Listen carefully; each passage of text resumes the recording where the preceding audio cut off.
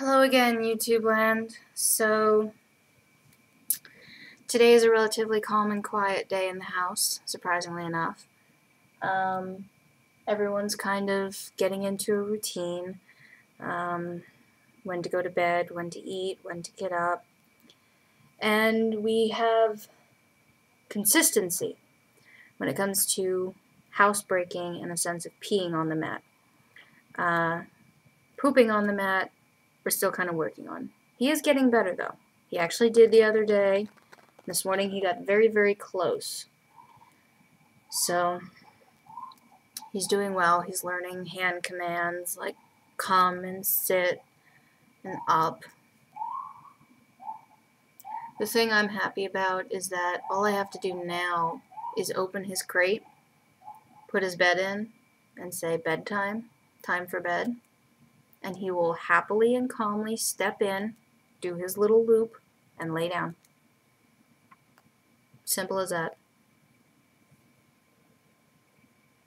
Right now he's fast asleep in his bed over by the couch. Tribble is comfortably sprawled and ensnared herself in the blankets on the big bed. Meaning ours. Laundry's getting done. And other than that, it's relatively calm. I have to go get my eye exam done in a little while.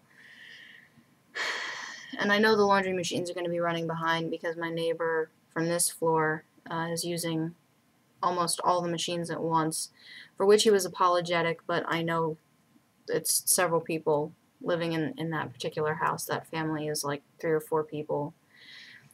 And, you know, laundry happens. So it's not a problem. But yeah. Overall, things are settling into a routine and getting quiet and calming down. And Sam got me this book for people interested in learning about I Just Got a Puppy, Now What? I think is the title.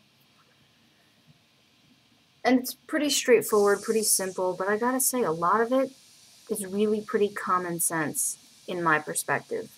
I'm not saying animal training is easy, but in my life I've lived with cats and I've taught them excuse me, move, get up, please, ask, would you like some? You know, these are things that I've always taught my cats. So, I guess training other animals doesn't feel as daunting or seem as impressive to me as a result. But that's okay. This morning, everybody was on the bed trying to make Sam feel better because he woke up with a headache. I got up on the bed and I picked up Rizzo and he laid down and gave Sam as much of his belly as he possibly could. And then since Sam was sitting up for a minute, Tribble jumped up on the bed behind him and came around for a sniff and a scratch and then got down, and everybody seems relatively calm, which is good. I mean, rule number 1 of my home is calm. You know? So,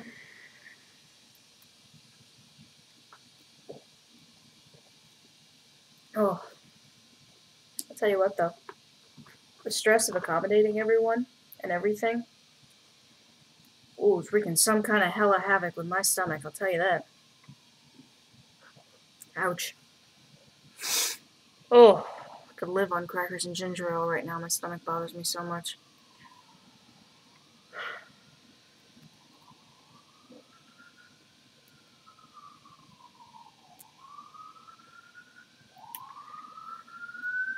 Mother's Day was this past weekend. We took Sam's parents out for a brunch. And that was nice. The place wasn't as busy as I'd expect for a brunch. And that's probably because we got there at 11. And I imagine most people go to brunch later on in the brunch availability because they're, you know, hungover. The food was acceptably good, although my father-in-law wasn't 100% sure why his tuna melt wasn't better, but he complains about everything.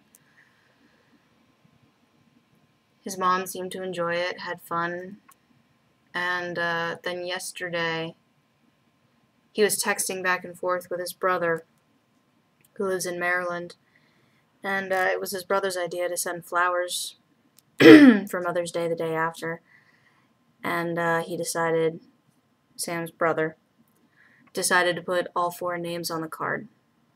Me, Sam, him, and his girlfriend, who...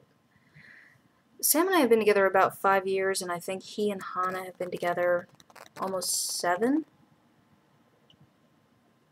Yeah. So, that was nice. Of course, his mom called and said thank you, and Andrew had the idea, so Sam said, well, you know, it was Andrew's idea, and we're glad you liked him, and blah, blah, blah. So,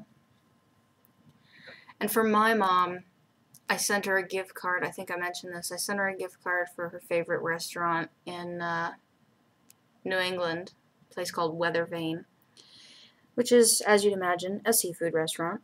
My dad had told me that she really likes the fish and chips there, and that he had gotten her a gift card for there once a while back, and she was really pleased about it. But, yep, I sent her one for a decent chunk of money.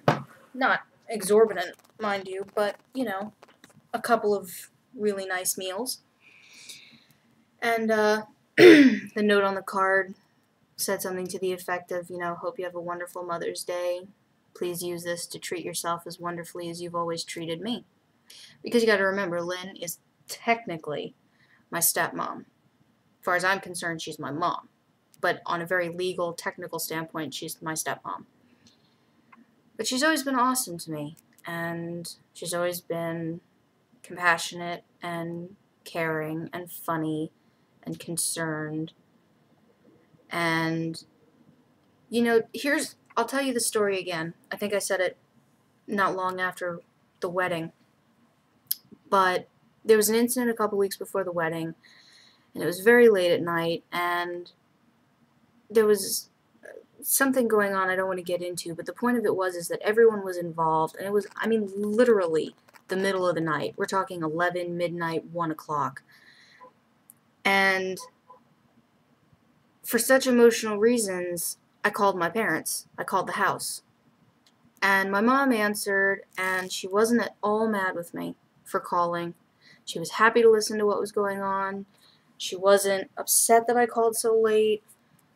All she said to me was she was confident I could handle it because of how strong I was and how much worse I'd already been through in life, and that she was just really sorry she couldn't be here to give me a great big hug. And yes, I did retell that story in part of my speech at the wedding. Because that's just like the perfect, this is my mom speech. That's just the kind of person she is. So, alright, I gotta get headed out to my eye appointment, and obviously I'm a bit lethargic and lackadaisical because there's a lot going on, and I'm expecting deliveries of things today, tomorrow, and Thursday, all of which are pet related. Because I'd take the time and go out to Petco beforehand like I usually do, but I couldn't in this case because of everything that went on with the adoption process and the number of places we went.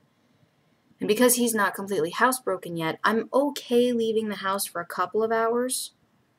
They've demonstrated over the past week they can get along with each other and just be mutually ignorant. But I still don't want to, you know, overstress anybody. I want him to get used to the idea that at a certain point, I'm going to be out of the house. And that's okay, that's safe, that's calm. But I also don't want to go away for extended periods of time when he's still this new. We are going to have to go away for the weekend of the bar mitzvah, bat mitzvah, whatever. His cousin is having hers, or whatever mitzvah, the first weekend of June. But at that point, he'll have been here almost a month. And the person who's going to stay in the house with them to feed them and such, he's already met and likes. So, and it's a friend of ours who only lives a couple of train stops away, so it's not a huge problem. I already cleared it with him. So, thank you, Tyler. And I'm going to have to offer to bribe him with food as payment. Because that's the most effective way to be both grateful and bind people to you, is being really good at cooking and offering your cooking as payment. You'd be amazed how far it gets me. You really would. Alright. All I've eaten today is an English muffin, and that's probably not enough food. So I'm going to go do this, and then I'm going to get food. Then I'm going to come home and I'm going to deal with the laundry. Hope you guys have a good week.